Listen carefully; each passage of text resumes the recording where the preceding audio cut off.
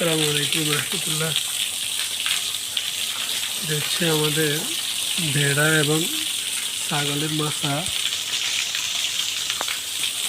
আমরা ছাগল এবং ভেড়াকে মাথায় রাখি। সাধারণত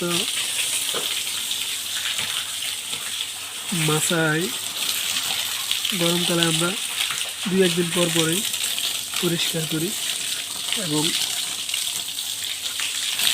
প্রত্যেক দিনই ঝাড়ু দিই। আর সপ্তাহে একদিন আমরা ভালোভাবে ধুয়ে মাথাটা ব্লিচিং পাউডারটা দিয়ে দিই।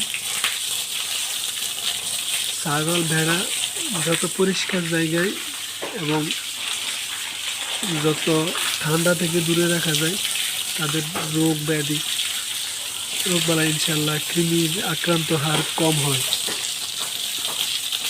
আমাদের ছাগল ভেড়াকে আমরা এই মাথায় রাখি।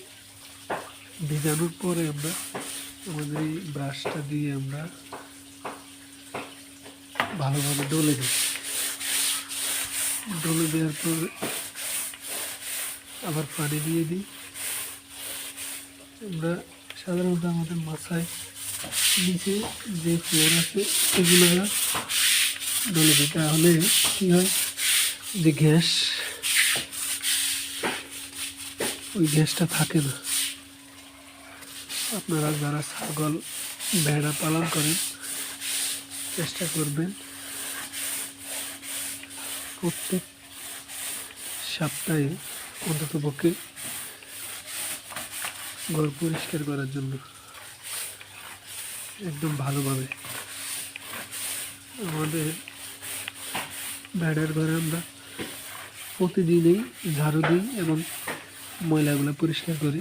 আর মাথাটা প্রত্যেক সপ্তাহে একদিন। আর এখন যেহেতু শীতের সময় আমরা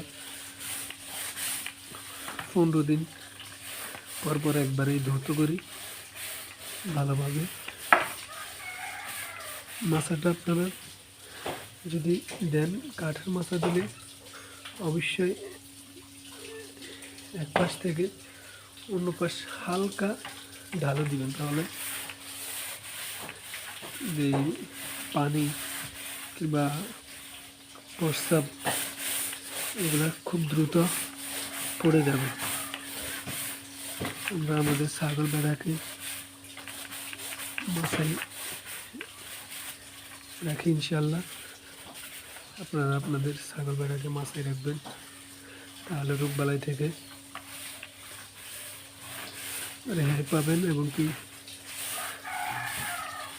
বাধ্যতামূলক একটি কাজ করবেন, 3 মাস পর পর কৃমিনাশক কোষ্টা করানোর জন্য। তাহলে উৎপাদন ইনশাআল্লাহ অনেকাংশে বেড়ে যাবে। আর আমাদের খামারের জন্য ইনশাআল্লাহ দোয়া করবেন।